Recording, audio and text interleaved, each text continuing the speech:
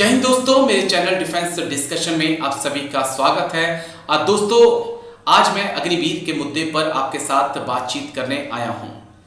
Agniveer scheme कब खत्म होगी, मोदी सरकार कब यू टर्न लेगी, अग्निवीरों का क्या होगा, 80% पक्के होंगे या सिर्फ 25% को ही रखा जाएगा।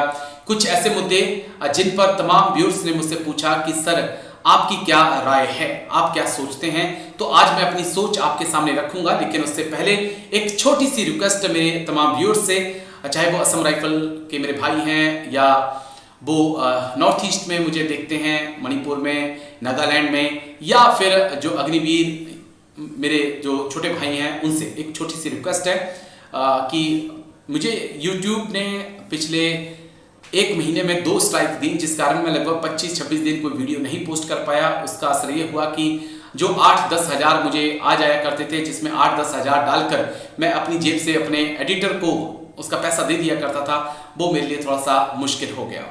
तो अगर मैं अपना QR कोड जो है साथ में लगा रहा हूँ, आपसे चाहूँगा कि थोड़ी बहुत ही हेल्प मेरी आप करिए, ताकि मैं जो अपने एडिटर्स को उसकी जो सैलरी है, उसकी जो पेमेंट है वो दे सकूं, क्योंकि 13 तारीख हो गई है, वो मेरे पीछे पड़ा हुआ है कि सर आपने इस महीने की सैलरी मुझे नहीं दी। तो मैं आगे बढ़ूंगा, कोई जबरदस्ती नहीं है, जबरदस्ती नहीं है, ये रिक्वेस्ट है आपसे। अगर आप देंगे तभी अच्छी बात है, नहीं देंगे तब ये दोस्ती, ये प्यार, याराना हमेशा बना रहेगा। हम अग्निवीर असम राइफल के मुद्दों को उठाते रहेंगे। अब मैं आगे बढ़ना चाहूंगा। अग्निवीर को लेकर आप सभी ने मुझसे पूछा आपकी सोच क्या है। तो मेरी सोच साफ है दोस्तों कि बीजेपी जो है वो वोट की चोट, वोट की ताकत को समझती है। जब तक प्रधानमंत्री मोदी को, गृह मंत्री अमित शाह को लगता है कि उनकी सत्ता बनी हुई है, वो स्टेट दर स्टेट जीत रहे हैं, वो कभी भी अग्निवीर स्कीम को खत्म नहीं करेंगे, क्योंकि जीत उनको ये एहसास दिलाती है कि उनके उठाए गए कदम जो हैं बिल्कुल सही हैं। और हम पिछले लगभग 3 साल से ये मैसेज देने में नाकाम रहे हैं कि हम अग्निवीर स्कीम को लेकर नाराज हैं। उसमें अग्निवीर भाइयों के परिवार, उनके रिश्तेदार, वेटरन्स, उनके रिश्तेदार या उनके परिवार शामिल हैं। तो क्योंकि एक पॉलिटिकल फैसला था ये अग्निवीर स्कीम लाने का, और इसे वापस करने का भी फैसला पॉलिटिकल ही होगा, ये आप यकीन मान के रखिए। क्योंकि हमारे देश में जो हमारे सैन्य अधिकारी हैं, उनको जो आदेश नेताओं की तरफ से मिलता है वो उसका पालन करते हैं, और उसके खिलाफ जब तक वो वर्दी में हैं तब तक खड़े नहीं होते हैं। वर्दी जब उतार दें तो कोई 1-2 अधिकारी हैं जो खुलकर बातचीत करते हैं सरकार के खिलाफ, वरना सभी को ये कोशिश होती है कि कहीं ना कहीं कोई मंत्री पद, कोई राज्यपाल, राज्यसभा उनको मिल जाए या कहीं का गवर्नर बना दिया जाए। ये सच है, कड़वा है लेकिन सच है।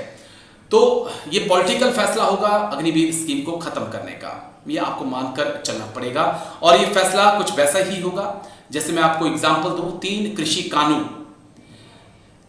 कानून लेकर आई बीजेपी, जमकर उसका बखान किया गया, किसान सड़कों पे बैठे, आंदोलन किया, लाठियां खाई, डंडे खाए, सब कुछ खाया, सर्दियां, गर्मियां, बरसात सब उनके सर के ऊपर से निकली, लेकिन बीजेपी जस की तस नहीं हुई। लेकिन जब उन्हें लगा कि यूपी के इलेक्शंस हैं और इस किसान आंदोलन का नुकसान उन्हें चुनावों में हो सकता है, तो उन्होंने 3 कृषि कानून को प्रधानमंत्री मोदी ने भारी मन से वापस ले लिया। तो वैसे ही अगर स्टेट दर स्टेट ये मैसेज हम देने में कामयाब हों कि हम अग्निवीर स्कीम से खुश नहीं हैं, बीजेपी की सीटें अगर घटती हैं, उन्हें लगता है कि वोट की चोट जो है अग्निवीर, उनके परिवार, रिश्तेदार या देश का युवा दे रहा है, तब अग्निवीर स्कीम के ऊपर बीजेपी रीथिंक कर सकती है। ऐसे मुझे लगता है बहुत बहुत ज़्यादा मुश्किल है, क्योंकि जो मैं समझ पाया हूं कि बीजेपी वोट की चोट समझती है, उसके लिए सिर्फ सत्ता मायने रखती है, स्टेट दर स्टेट जीतना मायने रखता है।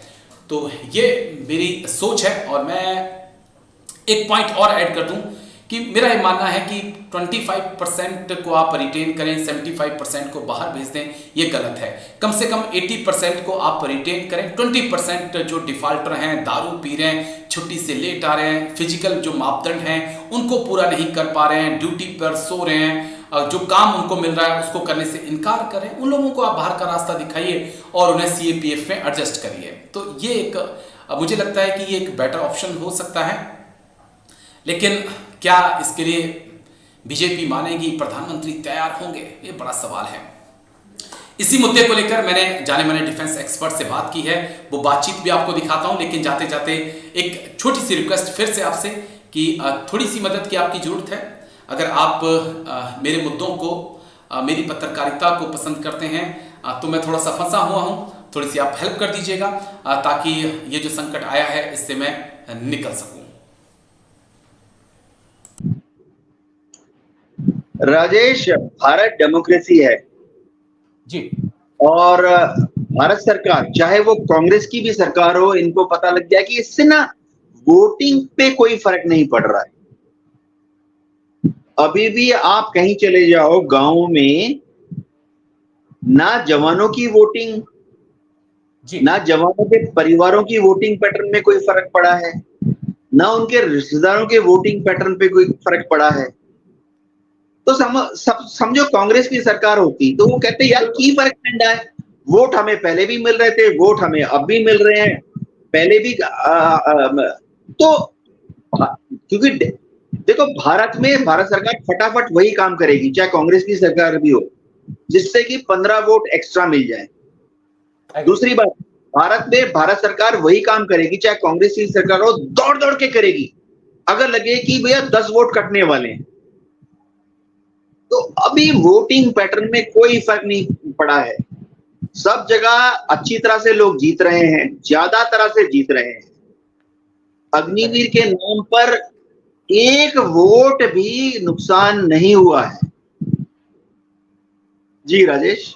सर, आपने बहुत बड़ी बात कह दी है सर आपने, और इससे एक चीज भी पता चलती है कि हिंदुस्तान में किसी को कोई फर्क नहीं पड़ता है कि आप अग्निवीर हैं या परमानेंट जवान हैं, क्योंकि फिर वो बात याद आ जाती है जब मैं अपने जवानों को देखता हूँ ऑपरेशन सिंदूर में जाते हुए, वो ट्रेन के बाथरूम में बैठकर जा रहे हैं और वहां भी टीटी उनसे पैसे मांग रहा है।